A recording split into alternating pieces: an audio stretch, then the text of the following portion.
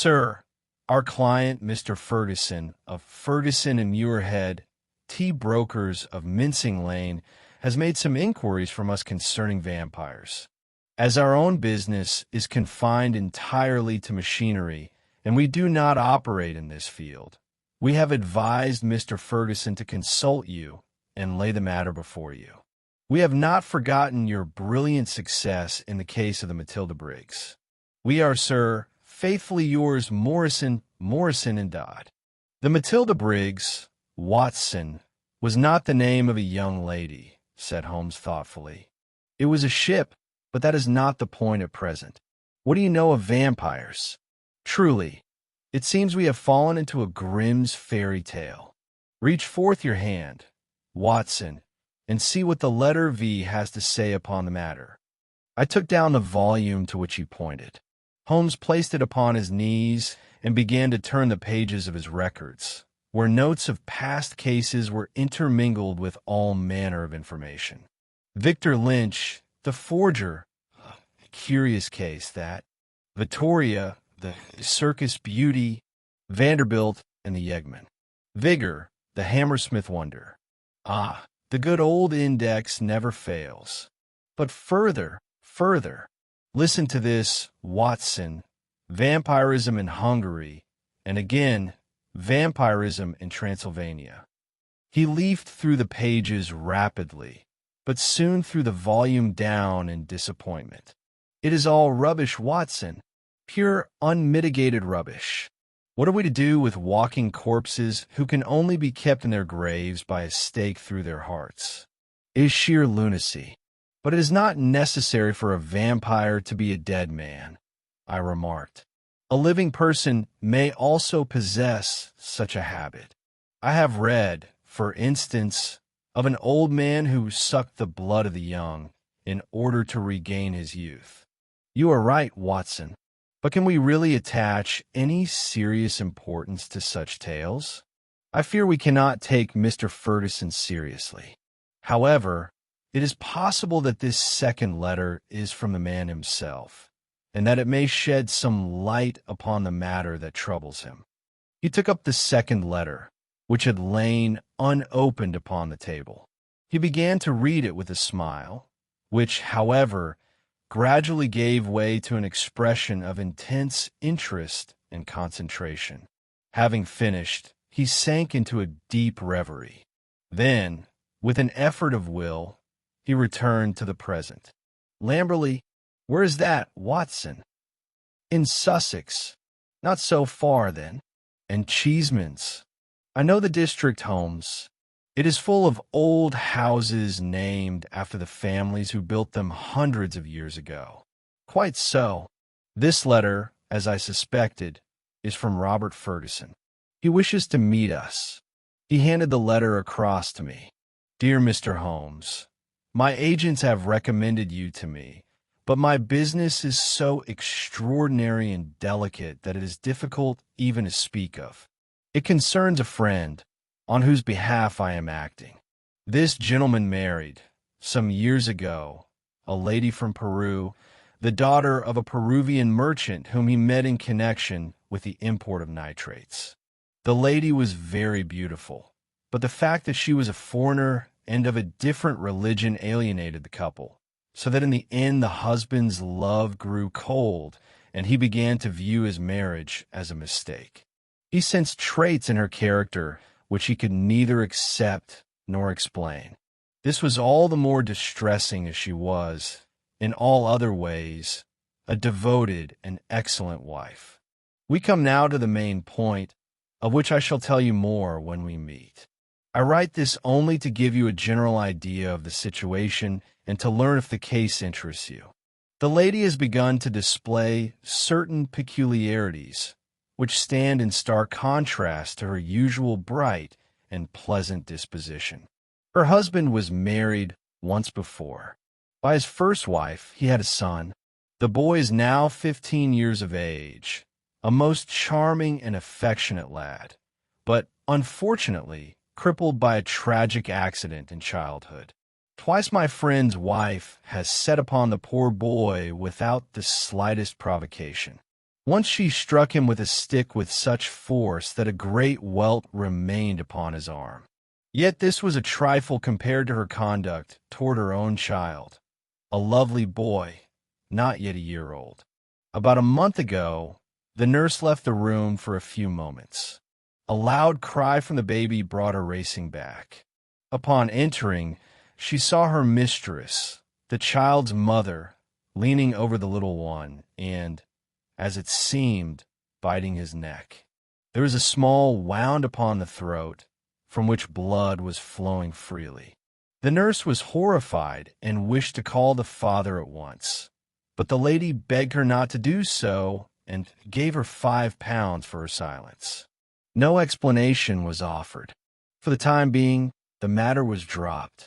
However, the incident made a deep impression upon the nurse, and from then on she watched her mistress closely and guarded the child, whom she dearly loved, with redoubled zeal. It seemed to her, however, that if she was watching the mother in turn was watching her, and that every time she had to leave the child, the mother sought to get to him. Day and night the nurse watched her charge, and day and night that silent, watchful mother seemed only to be biding her time, like a wolf ready to spring upon a lamb. This will all seem incredible to you, but I must ask you to take it seriously, for the life of a child and the sanity of a husband are at stake. At last, the fatal day arrived when it was no longer possible to keep the truth from the husband. The nurse's nerves gave way, and she made a clean breast of it to the baby's father.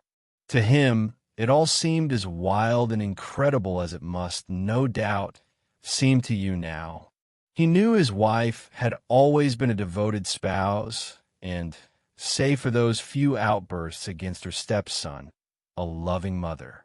Why on earth should she bite and wound her own child? He told the nurse she had been dreaming, that her suspicions were preposterous, and that he would not tolerate such slanders against his wife. At that very moment, a piteous cry rang out. Master and nurse together rushed to the nursery. Imagine their feelings, Mr. Holmes, when they saw the lady on her knees beside the cradle, and saw blood upon the child's neck and upon his little smock. With a cry of horror, the husband turned his wife's face to the light and saw that her lips were red with blood. There could be no doubt. She was drinking the blood of the poor boy. That is how matters stand. She has now locked herself in her room. No explanation has been offered. Her husband is on the verge of madness. Both he and I know very little of vampirism. We regard it as a savage fable. Will you see me? Will you help a husband broken by grief? If you agree, pray let me know at the address provided, and I shall be with you at 10 o'clock. Yours faithfully, Robert Ferguson.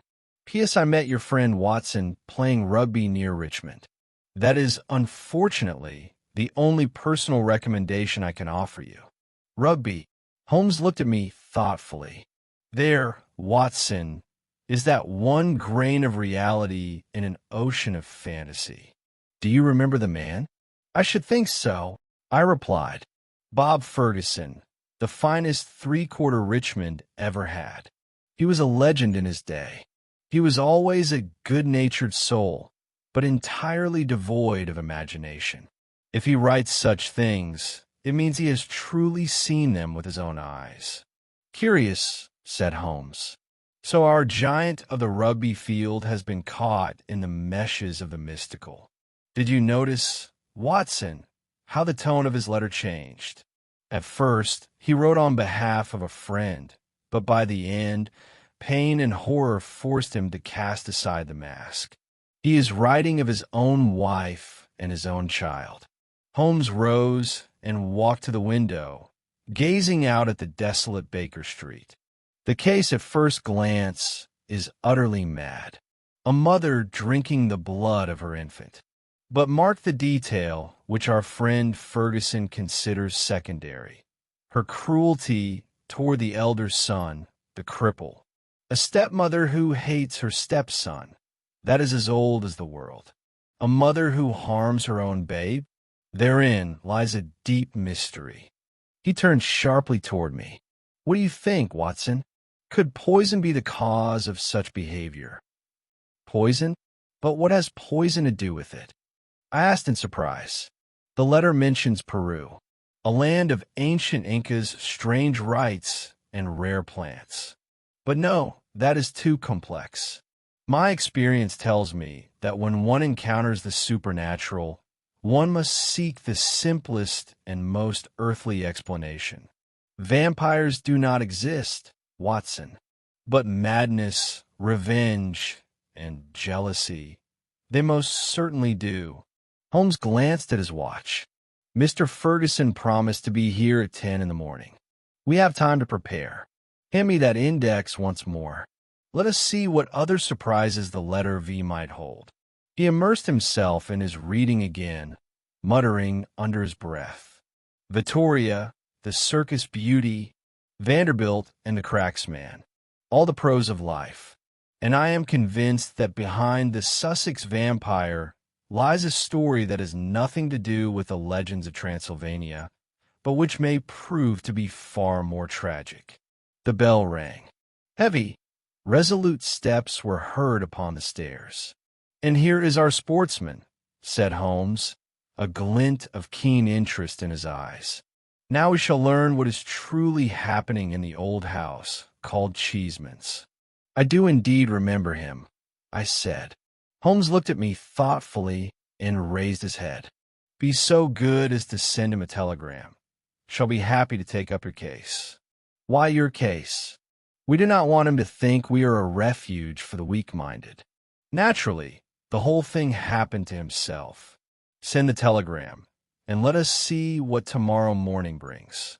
At 10 o'clock precisely the next morning, Ferguson was with us. I remembered him as a strong, vibrant athlete. There is, indeed, nothing more melancholy in life than to meet the wreckage of a former sportsman whom you had known in his prime. His cheeks were sunken, his hair thinned, and his shoulders bowed. I fear that my own appearance stirred similar reflections in him. "Watson, my dear fellow," he said, his voice sounding muffled and low, "you have changed a good deal, old man, and so, I suppose, have I. But it is only these last few days that have aged me. I see by your telegram, Mr. Holmes, that there is no need for me to pretend to be anyone's messenger." "It is simpler to speak directly," said Holmes. "Quite so. Think how hard it is to say such things of the woman you are sworn to guard and cherish. What am I to do? How can I go to the police with such a tale? It is madness, Mr. Holmes. Can such a thing be inherited? Have you ever encountered anything like it in your practice? For God's sake, give me some counsel.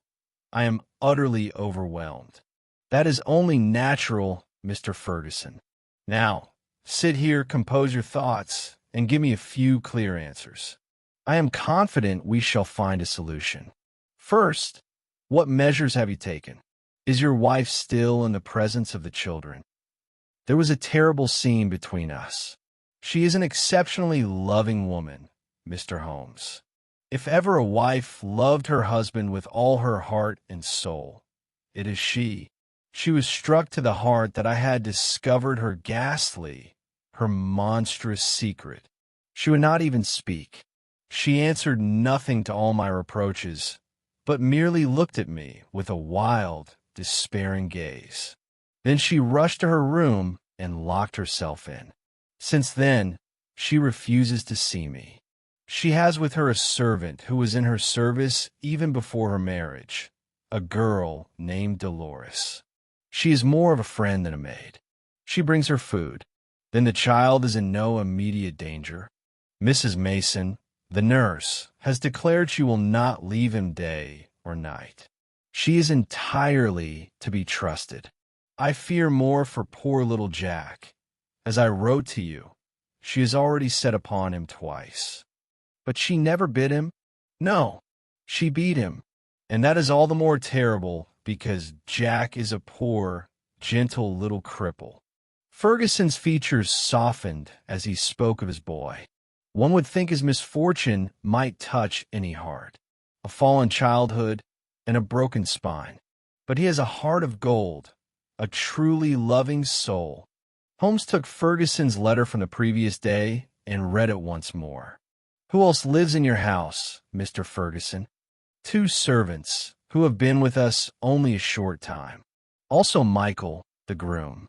And then my wife, myself, my boy Jack, the baby Dolores, and Mrs. Mason. It seems you did not know your wife very well before the wedding. I had known her for only a few weeks. And how long has Dolores been with her? Many years. In that case, she likely knows your wife's character better than you do. Yes, presumably. Holmes made a note in his book. It strikes me, said he, that I shall be of more use at Lamberley than here. This is certainly a matter that must be investigated in person. If the lady does not leave her room, our presence will not disturb her. However, we shall stay an inn. Ferguson breathed a sigh of relief. I had hoped as much, Mr. Holmes. The train leaves at 2 o'clock. If you could take it, certainly, we shall come. It is a quiet time with us, just now. I can devote all my energy to your case. Watson, of course, will go with us. But I should like to be perfectly clear upon certain details before my arrival. As I understand it, the unfortunate lady appears to have set upon both children, her own babe and your son. Yes, but her behavior was different in each case, was it not? She beat your son, once with a stick and another time simply with her hand. Did she offer no explanation as to why she struck him? None. She merely repeated that she hated him. Well, that does happen with stepmothers. A sort of posthumous jealousy, so to speak. Is the lady jealous by nature? Oh, yes. She is very jealous, with all the intensity of her fiery southern love. But the boy, he is 15, I believe. No doubt he is mentally well developed, despite his crippled body. How does he explain her outbursts? He does not. He says he gave her no provocation whatsoever. And were they friends before? No, they never loved one another. You say he is very attached to you? There is not another such devoted son in the world. My life is his life. Holmes made another entry in his notebook. For some time, he sat in a thoughtful silence. Doubtless, before your second marriage, you and your son were great comrades. You were very close, were you not? Very. And an affectionate boy, no doubt, held the memory of his mother very dear. Most dearly. A very, very interesting character. Now, here is one more point of interest. Did the lady's strange outbursts toward her own babe and toward your son occur simultaneously? In the first instance, yes. She seemed possessed by a frenzy and vented her rage upon both. In the second instance, however, only Jack suffered. Mrs. Mason had no complaint to make. That, of course, complicates the matter. I do not quite follow you, Mr. Holmes. Perhaps. One forms provisional theories and waits for time to provide the facts. It is a bad habit, Mr. Ferguson, but human nature is weak. I fear your friend has given you an exaggerated notion of my scientific methods. For now, I will only say that your case does not seem to me to be insoluble, and you may expect us at your home tomorrow. It was a gray, misty November evening when we left our belongings in the village and approached the secluded farmhouse where Ferguson lived. Our host was waiting for us in a large central room. A fire blazed in the ancient hearth. Upon the walls hung a collection of old-fashioned weapons. Suddenly, Holmes whirled around. "Hello," said he. "What is this?" In a basket in the corner lay a dog. It approached its master slowly, walking with great difficulty. Its hind legs moved awkwardly, and its tail was tucked low. It licked Mr. Ferguson's hand. "What is the matter with the dog, Mr. Ferguson?" "The dog. But what ails it?" "It is a mystery even to the vet. A sort of paralysis, a strange kind of meningitis, he called it." The dog's dark eyes rested upon us. It seemed to understand that we were speaking of its condition. "And did it happen suddenly?" "In a single night." "Was it long ago?" "Yes, about 4 months back." "Very interesting. Most remarkable. What do you see in it, Mr. Holmes?" "The confirmation of my own thoughts." "For pity's sake, Mr. Holmes, what were you thinking? Perhaps to you this is merely a clever puzzle, but to me it is a matter of life and death. My wife is a criminal. My child is in constant peril. Do not trifle with me, Mr. Holmes. It is all too serious."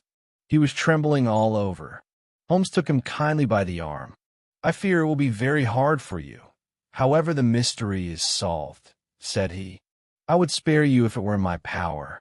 I can say no more at present, but I hope to conclude this business before I leave your house." "God grant it, Mr. Holmes. You must excuse me, gentlemen. I shall go upstairs to my wife's rooms to see if there is any change." A few minutes passed.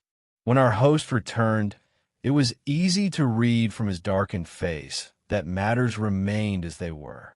With him came a tall, slender, dark-complexioned girl. "Is the tea ready, Dolores?" asked Ferguson. "See to it that your mistress wants for nothing." "She is very ill," cried Dolores, looking at Ferguson with indignant eyes. "She will not eat. She is very ill. She needs a doctor.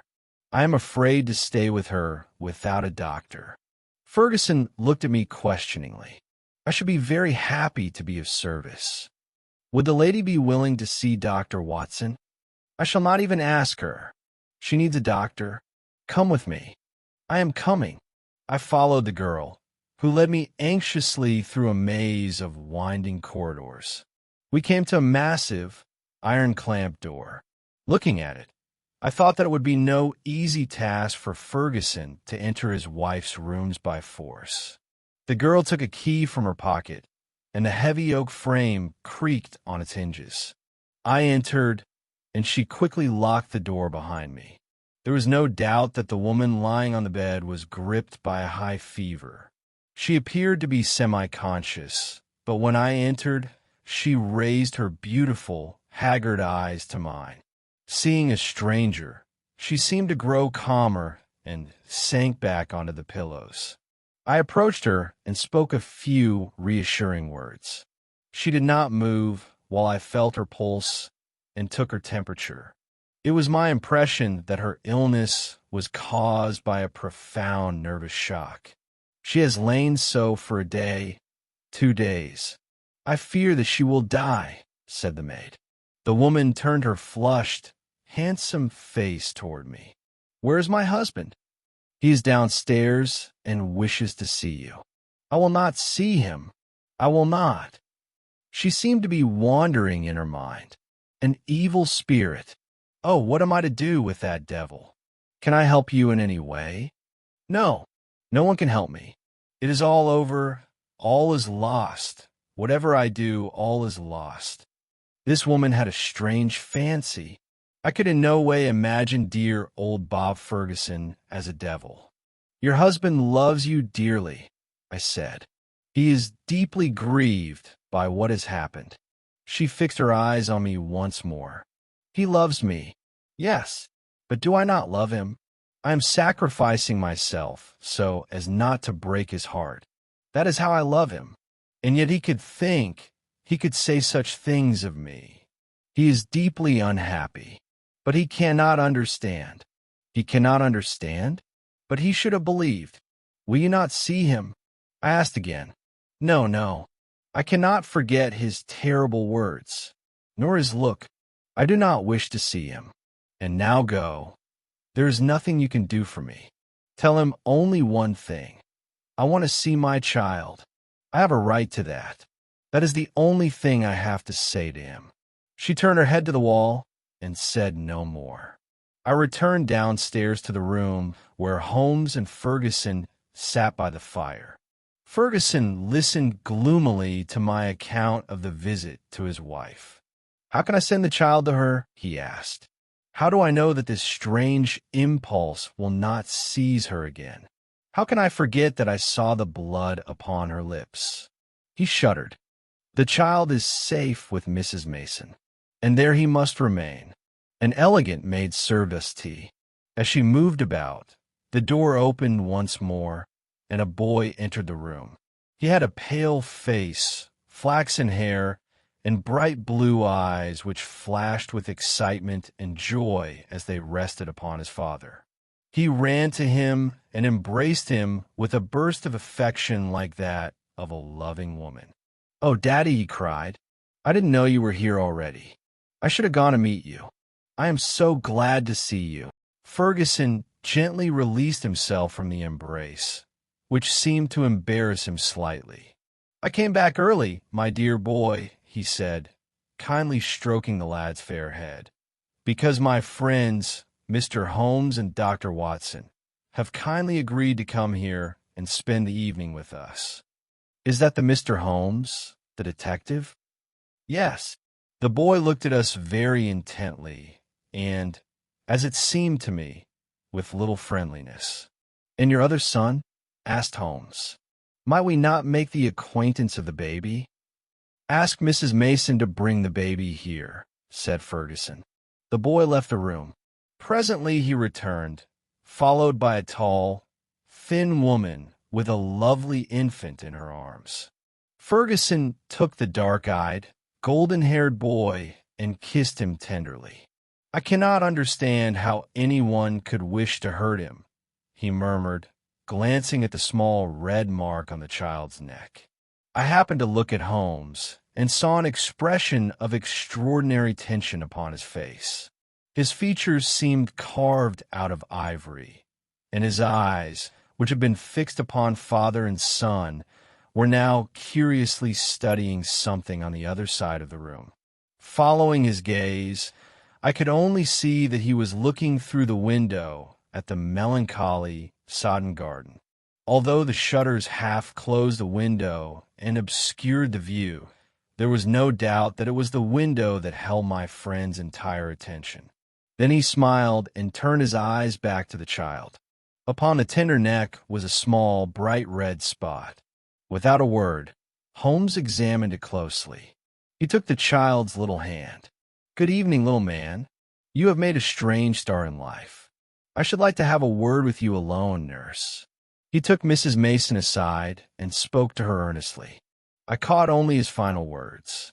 "I hope you will not have to fear much longer." The nurse, evidently a silent and reserved woman, left the room with her charge. "What sort of woman is she?" asked Holmes.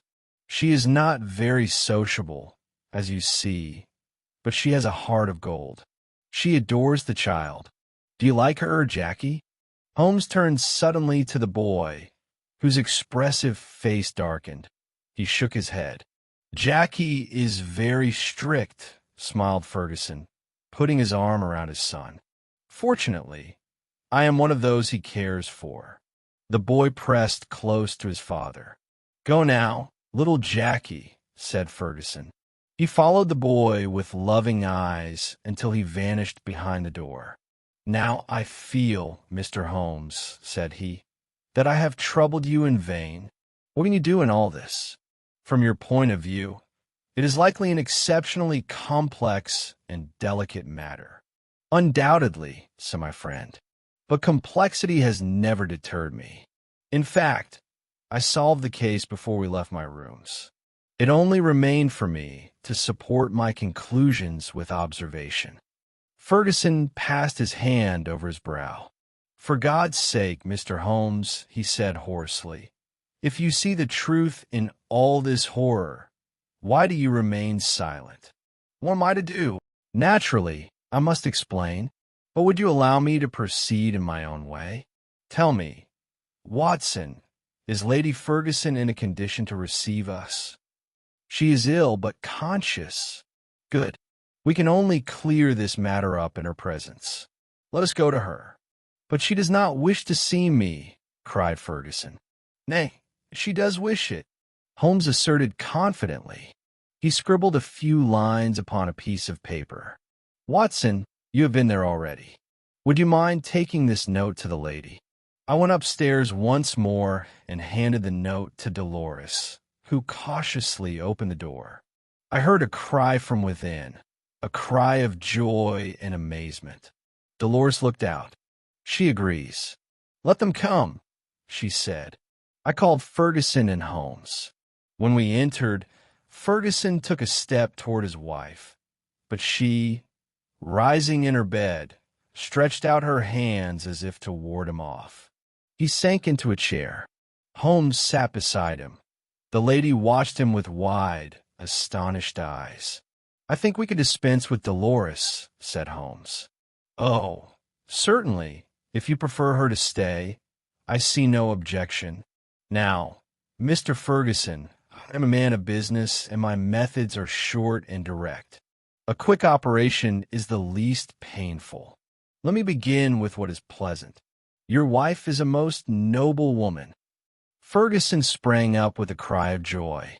"Prove that, Mr. Holmes, and I am your debtor for life." "Very good. But in doing so, I must nonetheless deal you a deep wound." "I fear nothing. Compared to this, all else is a trifle. In that case, I shall lay before you the train of my thoughts while still at Baker Street. The idea of a vampire seemed to me absurd.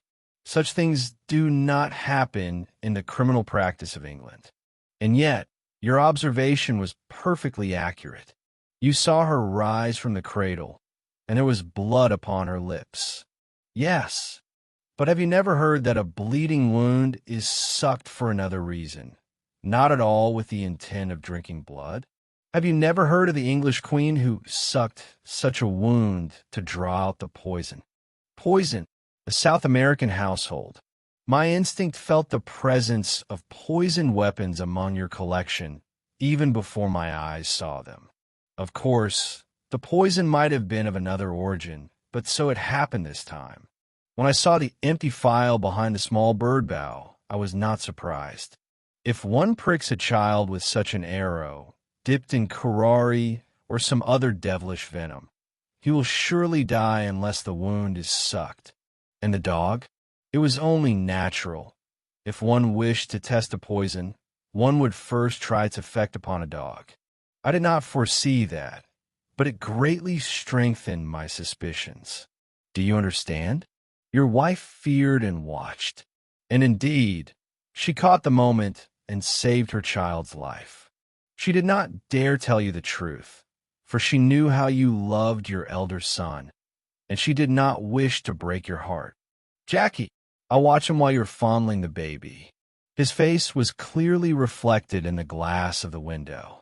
I saw jealousy, such savage jealousy as I have seldom seen upon a human face. My Jackie, you must understand him, Mr. Ferguson. It is all the more tragic because it is a distorted love, a mad love for you and perhaps for his late mother.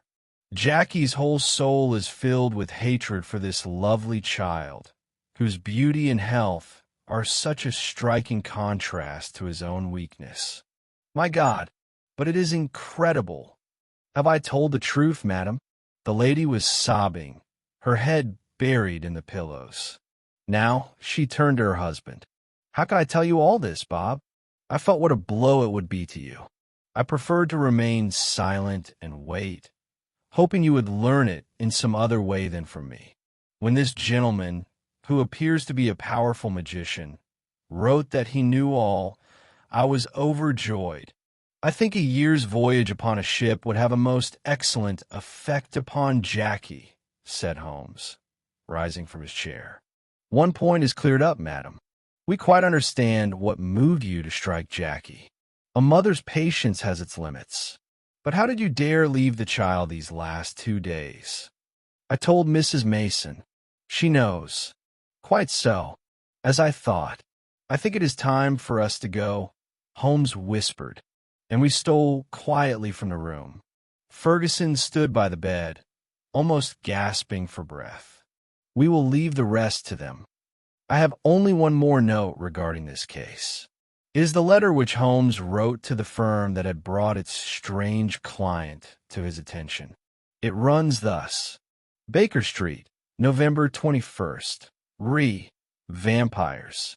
Sir, with reference to your letter of the 19th of this month, I have to inform you that we have investigated the matter of our mutual client, Mr. Robert Ferguson, and have concluded that it no longer falls within the scope of this agency. I am, sir, faithfully yours, Sherlock Holmes.